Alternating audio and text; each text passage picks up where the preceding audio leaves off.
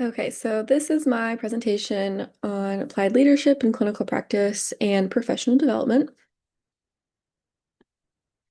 So just some of the things that we're going to go over are some essential leadership qualities, my self-assessment and my growth areas, the application of a leadership theory, and then my professional development plan.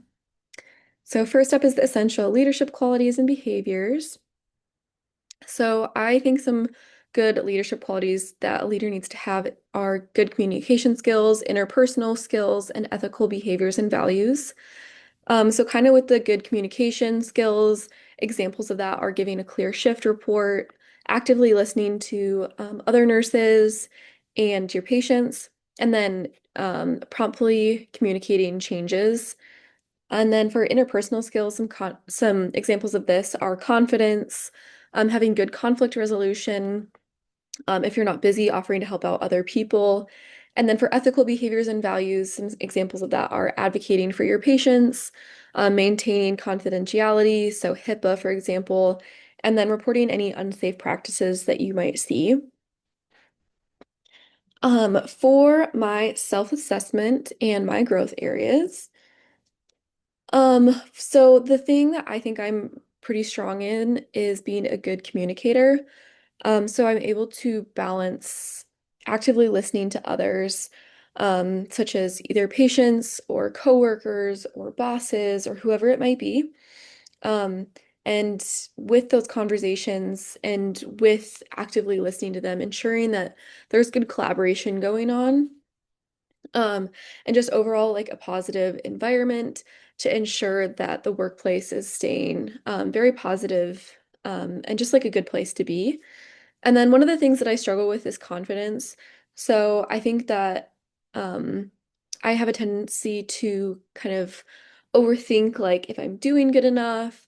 And that can lead to like doubting myself, which kind of leads to people viewing a lack of confidence in me.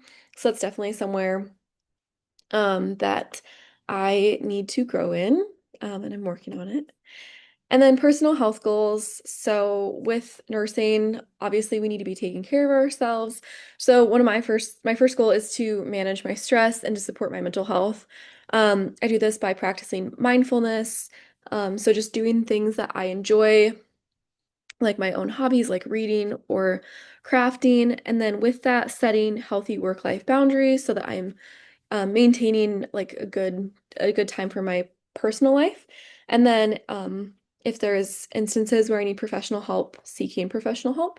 And then my second goal is to maintain physical health, so adequate sleep, going to bed on time, getting regular exercise. I have a membership at a gym, so just ensuring that I am utilizing that, and then making sure that I'm eating healthy, which I do meal planning for that.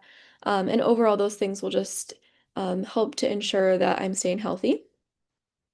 And then application of one of the leadership theories. So I looked at servant leadership as the one that I feel like I align with most.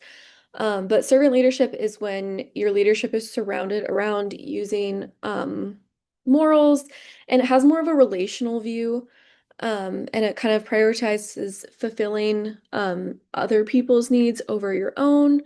Um, Overall, it can positively affect those who are working for you, and just increase overall satisfaction and job satisfaction. And I found this from the article that cited on this um, slide. And then professional development plan. So personal actions that I will be taking.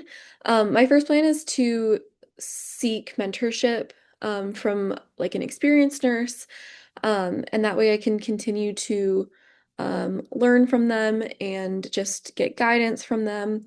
And with that, I would request feedback from the mentor that I have sought out, but also from other people that I work with, to kind of feel out how I'm doing overall. And then my second plan is to support my team by offering to help others during busy shifts if they need help with anything. Utilizing teamwork is really important, I think. And then with that, ensuring that there's clear communication with both helping others and utilizing teamwork, just to make sure that communication is at the center of that. And then also, I think it's really important to ask for help when you need it. So ensuring that I'm able to do that and ask for help when I need it. And then the organizational actions. So one thing that organizations can do is a formal mentorship, where there is a formal-based mentorship program where newer nurses have a more experienced nurse to help support them in their development. This can be done through leading by example and giving newer nurses regular feedback, and it can go vice versa, giving experienced nurses feedback on how they're doing. And then the second thing is unit-based decision making. So this is when there are people that are maybe like on a committee, like a set of nurses who are on a committee that help to make decisions for the unit. And it empowers nurses that are on the unit to have accountability and allow them to work towards making new policies and giving new ideas to things that directly affect them. So it overall helps the unit grow in areas that they need to grow in, but also helps the nurses feel like they are making an impact towards their own work and their own work environment. And then these are the resources